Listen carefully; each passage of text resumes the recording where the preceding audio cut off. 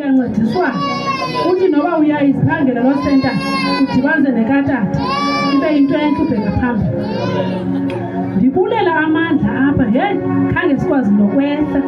Usister wam uyakhumbula ndimbalisa uba wenzakele utshayiswe yimoto esiya esikolweni leqa imoto yokukhwela itransport yabo washayiswa yimoto.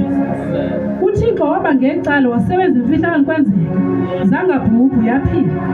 Kodwa njengangoku ngenxa yoba kaloku ebenzakele wayenzakele ngelaa xesha so banike isiklifu bampesheni size phambi kwexesha akafiki i-age.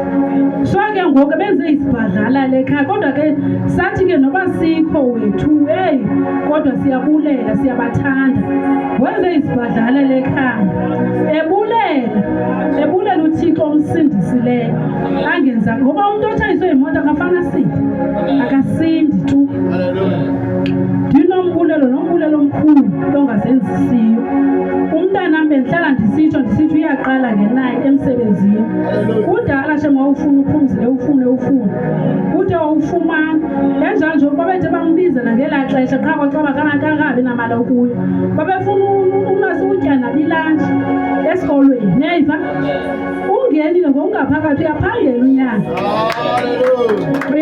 unyaka evuka nje utata ephangela naye uyavuka uyalungisa uyahamba naye uye esikolweni.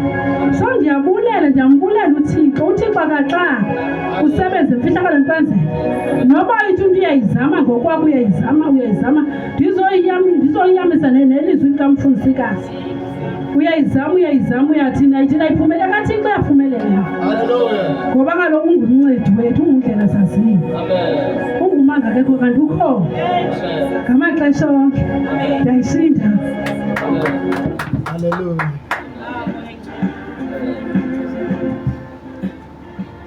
Namdi nabo bongqina ngezo. Hallelujah. Jabulisa uMangcelo phakathi wethu. Hallelujah. Bulisa notata, bulisa nomama. Bulisa nabantu abangazizenzela. Ndinama ke ndinabo bongqina bekukade kunzima kumenyawo lirhuqa zithi Thixo lo nyaka wam yawuvula ngentlungu ithini nalento inyawo elilase left isithendesi kunzima ndisibeke phantsi. Ndimzive entlungu uba ngathi mane kubhetele iphinde ithi imane iqala mane kubhetele imane iphinde ithi imane iqala kwala kule veki pheleyo ngomgqibelo ndakhe ndawutsho kwagqirha apha eside B ndafika ndababalisela oonesi abaphaa kwabe kusithiwa oogqirha abaphelelanga kwakhona into yokuba ndibona uba akuhoyakali kwaphela kodwa yazi bahoya abantu abaneepeni kakhulu abazihoya abantu be-accident abantu abaxhuzulayo. Ndabe ndisithi Thixo ndizokwenzana bendiziswa yintoni ndingasuke ndizigiyele kwezikhangele kwezinye ndawo nje into ithini. Ndaphuma intliziyo yam ikrunekile ndafumana iipilisi apho eziyi-10 zange zindincede zindenzele nto tu. Kodwa izolo ndiye ndaphuma ndatsho komnye ugqirha okwalapha apha esayidini hayi intlungu zaphela tu kangoba ngoku ndiyakwazi uba unyathela njengoba ndiza apha nje andiva peni ngoku ndithi makhe ndizobonga amandla kaThixo nam ndayishinda. Hallelujah.